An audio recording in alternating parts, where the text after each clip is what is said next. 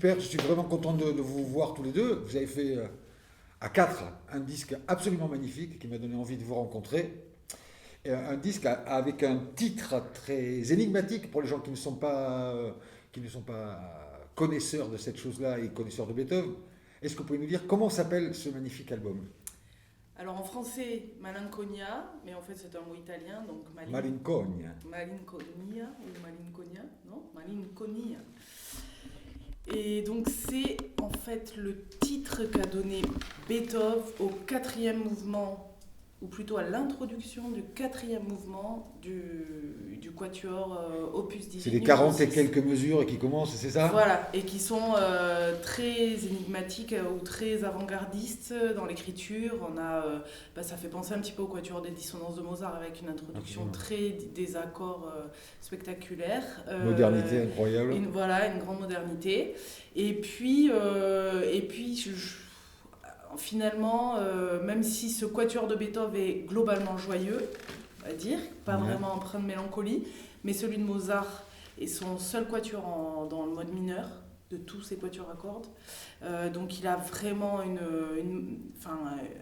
caractère très particulier dans son œuvre pour quatuor à cordes.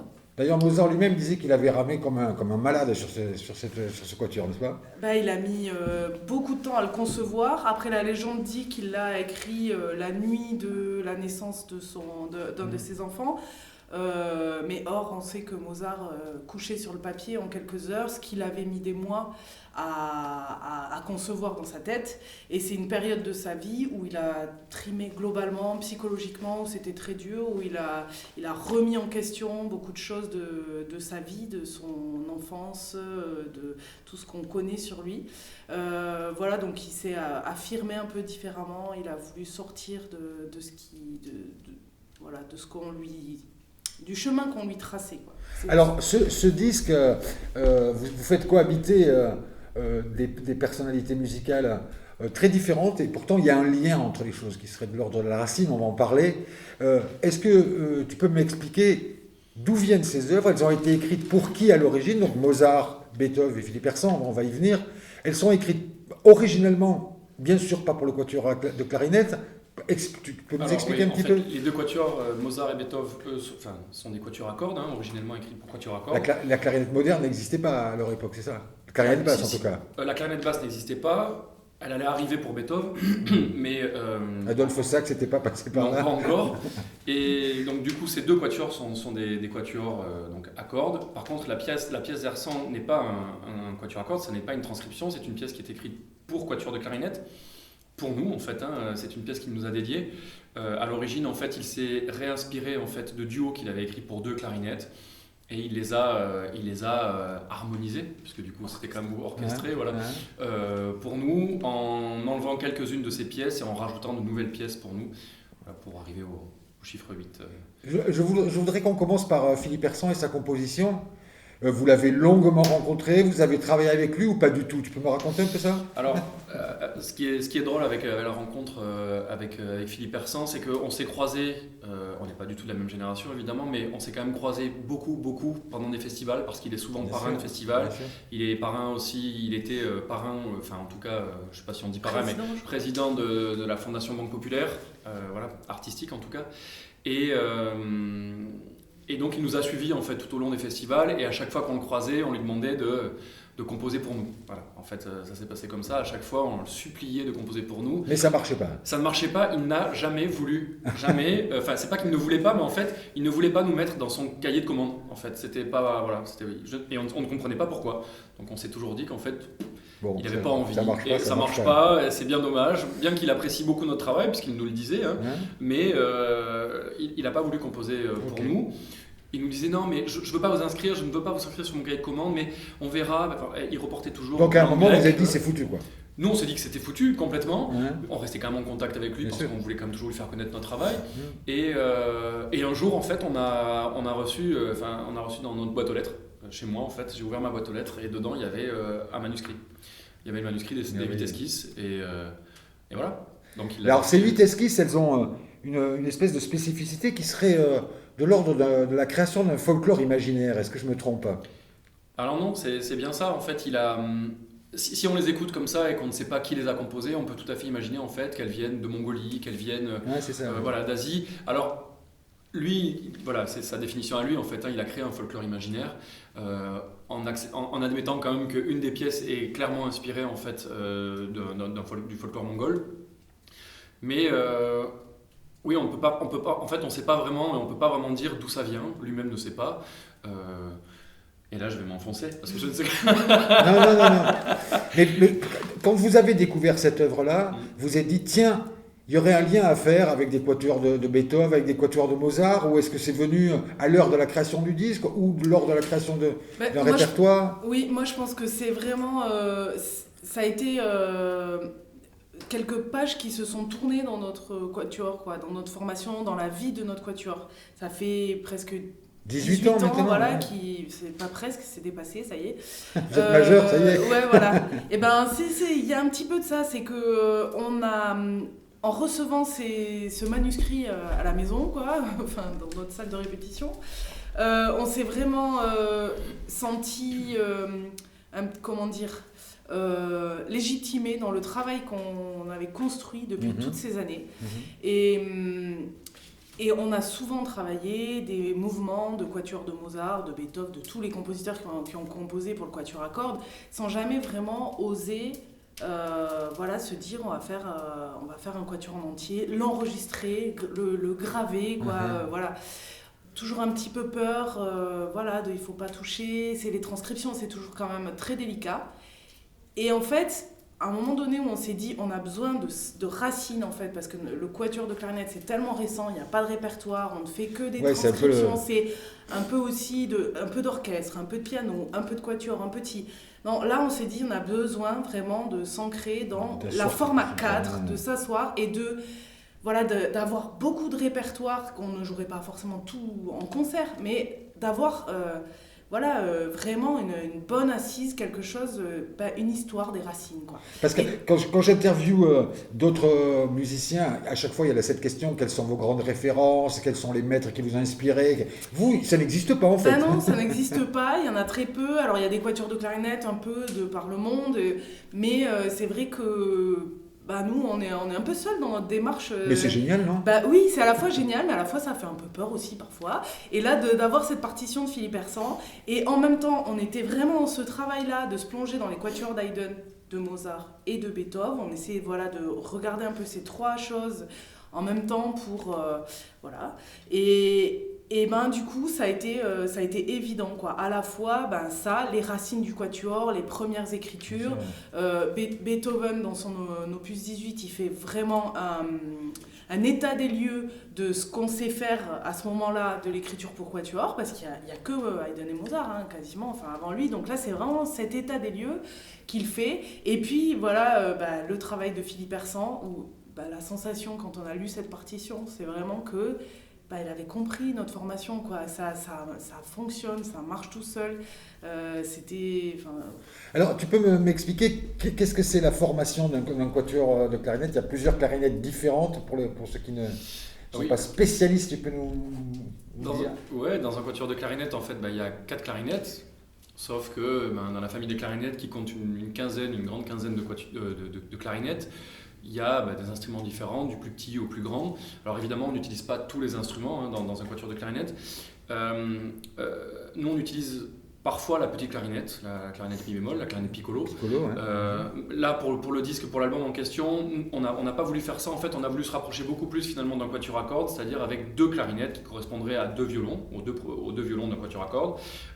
Et on a intégré, et c'est ça aussi pour nous la page qui se tourne, on parle de maturité tout à l'heure, on est majeur, on a 18 ans, mais c'est qu'on a intégré un nouvel instrument à notre quatuor qui est le corde bassé, qui était l'instrument fétiche de Mozart, et qui offre un timbre génial, un timbre, c'est très typique, c'est un instrument qui a un timbre très feutré, très intimiste, qui peut quand même jouer aussi très fort, très chaud aussi, et qui se détache beaucoup en fait, et qui simplifie quand même grandement la vie aussi dans le groupe, parce que on n'est pas 3 clarinettes, avant c'était 3 clarinettes et une clarinette basse, là on a 2 clarinettes, on a un pivot en fait dans le groupe qui est le corde bassé qui vient je sais pas, qui vient faire mélanger tout ça et qui vient faire un lien vraiment entre la basse. Il n'y a plus cette espèce de fossé qu'il y a entre la basse. Et voilà, ça crée une espèce d'homogénéité dans le groupe.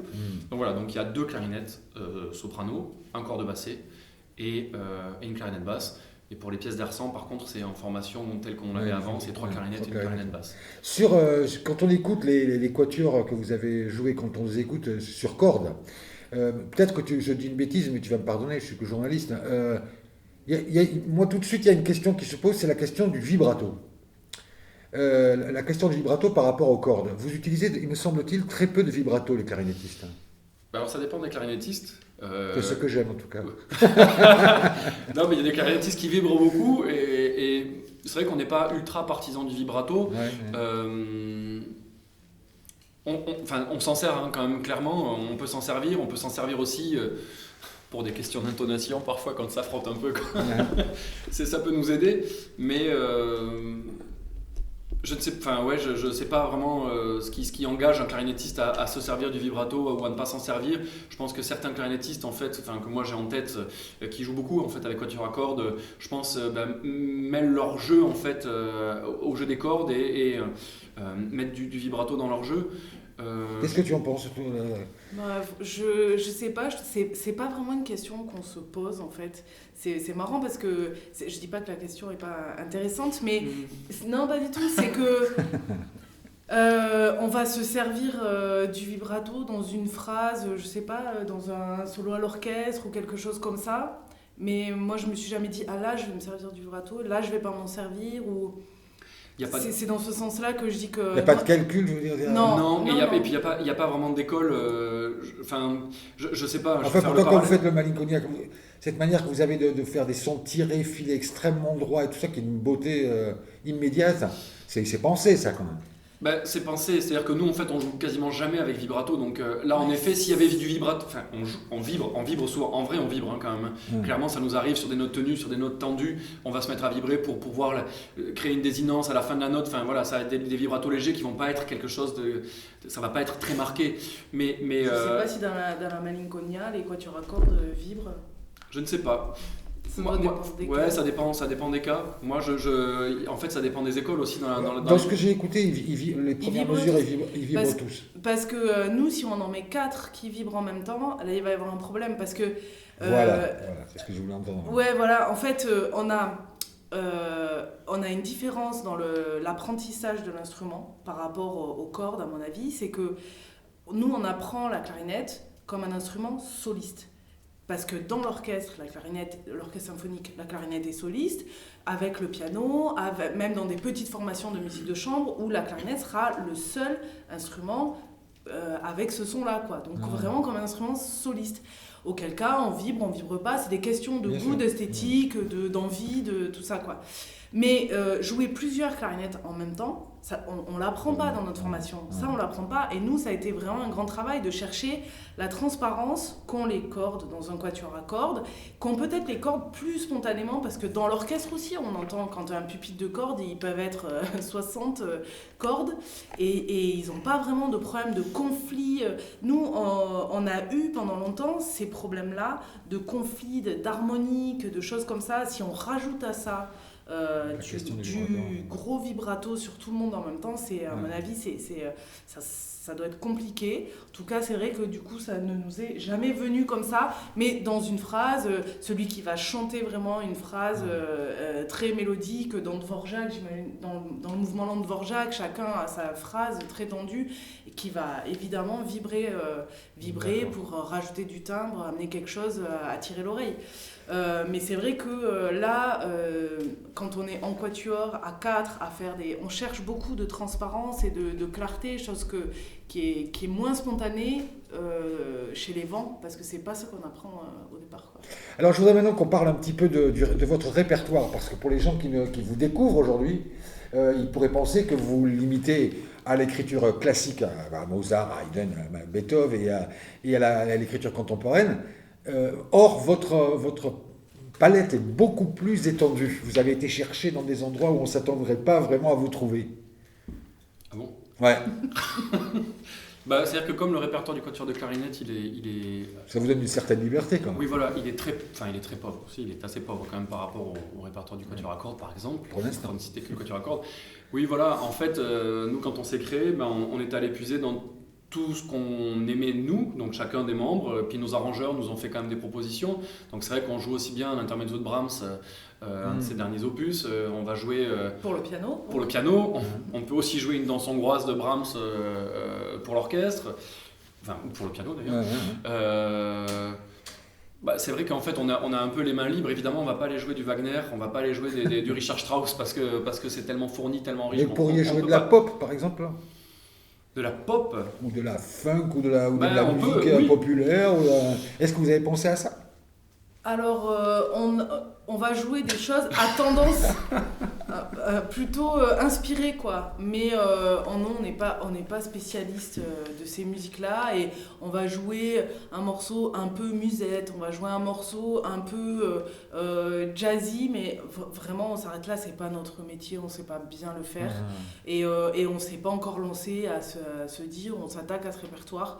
Pour l'instant, on a plein de trucs à faire, donc plutôt nos périodes de prédilection avant ce gros travail sur le classicisme, on va dire, c'était quand même la musique romantique 19e. Ouais, on a fait beaucoup de ce répertoire-là. Et les compositeurs espagnols Oui, aussi, voilà, de Falla, parce qu'on a fait une merveilleuse version. Pas mal de répertoires autour de l'opéra, et ça, on continue ce travail-là, parce que ce qu'on aime bien aussi, c'est faire découvrir au public des morceaux qu'ils connaissent, mais dont ils ne connaissent ni l'auteur ni le titre.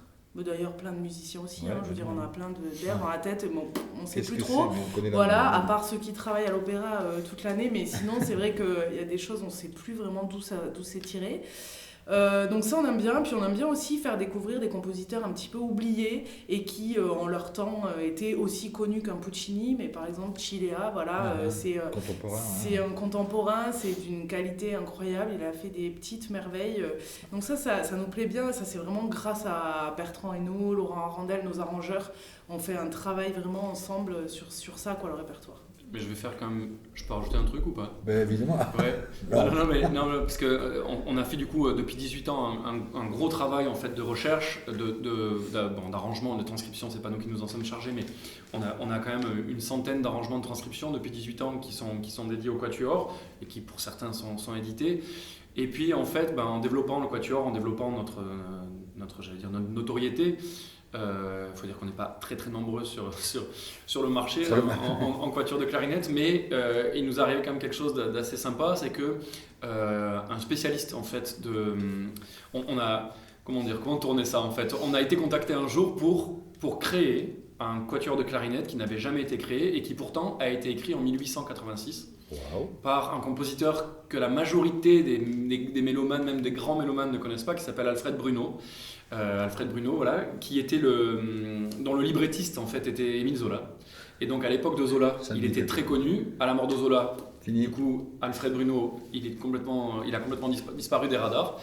Et donc voilà, mais c'était une espèce d'anecdote comme ça. En fait, on a créé une romance, donc un quatuor de clarinette de 1886 qui s'inspire. Ça ressemble vraiment à du Richard Strauss. Hein, c'est vraiment Richard Strauss français. Quoi. Ils étaient dans la même veine, vraiment pareil.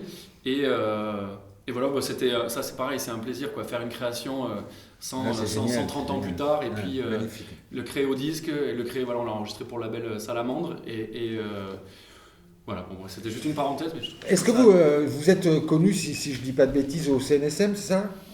Bêtises.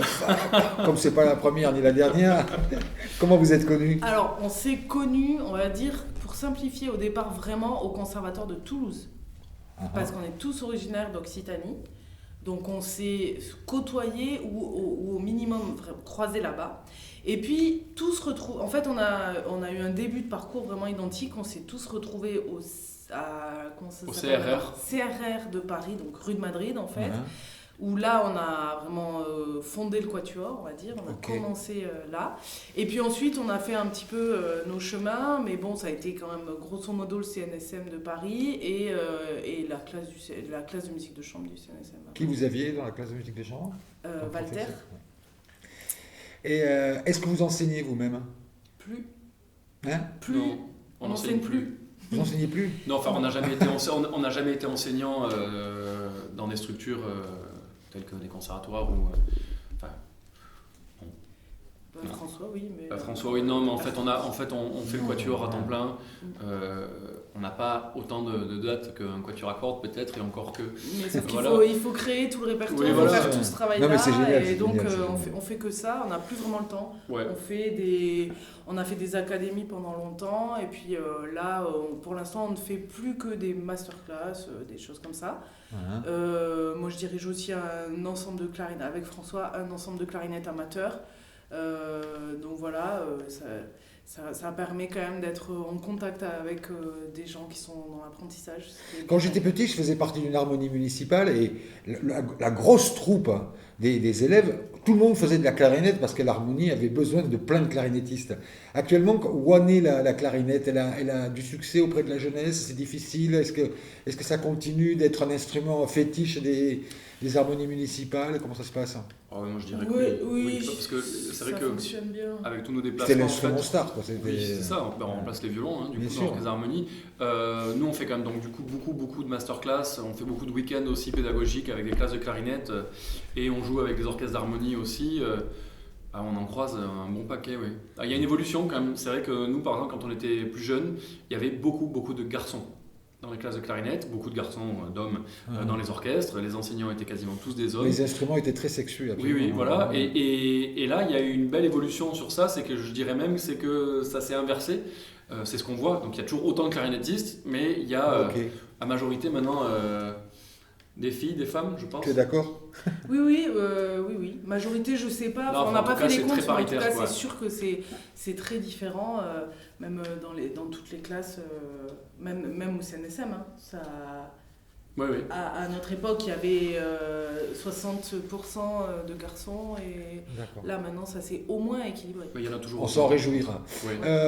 Alors, avant de poser nos deux petites questions qui sont classiques dans cette revue, les deux dernières questions, je me dois de vous féliciter parce que l'album est un vrai pur bonheur d'écoute que j'écoute depuis une semaine sans me lasser. Et c'est vraiment réjouissant de voir des musiciens comme vous. Bravo. Merci. Et nos deux petites questions qui sont récurrentes dans cette chronique, donc pour toutes les interviews. Je vais commencer par toi. Est-ce que tu aimes danser? On peut dire Joker ou pas? Non. J'aime bien, mais tout seul. Sur quoi?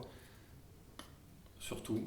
Je mets dernièrement, moi, la musique sur laquelle je danse, mais je danse avec les enfants aussi. Comme ça, voilà. Ils n'ont pas honte, les enfants, donc du coup, j'ai pas honte avec eux. On met quoi? On met les géants du jazz qui jouent Brassens, par exemple, voilà, sur les petits trucs petites solos de trompette. Et toi, tu aimes danser? Moi, j'aime danser, mais j'ose pas vraiment danser. C'est un petit peu... Non, avec ma clarinette, ça va. Et la dernière question. C'était un peu Joker, ça, quand même. Ouais, je vois que tu savais les réponses que j'ai depuis 43 minutes. Et la dernière question, est-ce que tu aimes chanter? Ah oui, j'adore. Quoi? J'aime bien chanter, comment ça s'appelle? Mexico. Voilà. Et puis quoi? Non, j'essaie de faire des plagiats d'airs d'opéra. Voilà, j'y arrive pas, mais ça c'est pareil, c'est tout seul. Non, mais je suis tout seul, je fais pas ça devant des gens qui me connaissent pas, quoi. Tu l'as fait juste devant la directrice de l'Arsenal de Metz. J'ai fait un beau solo à l'Arsenal de Metz, dans la grande salle de l'Arsenal de Metz. Il avait pas vu qu'il y avait la directrice qui était là. C'était très beau. Et toi, tu chantes? Ouais, moi j'adore chanter. Ouais. J'adore chanter de la chanson, en fait, la chanson française. Ouais. Je pense que c'est par là, c'est par ce répertoire que j'ai aimé la musique. Chez moi, mon père chantait énormément Brassens, Brel, et dans la voiture et à la maison et tout ça. Et il me réveillait le matin avec sa guitare en chantant. Et ça, c'est vraiment un truc... pour moi, c'est les interprétations de Brel, c'est écouter, réécouter des milliards de fois quand j'étais ado. Et voilà, quoi. Pour moi, c'est ça. Merci, bonne route. Ben, et on vous retrouve bientôt. C'est cool, merci. Ciao. Merci beaucoup.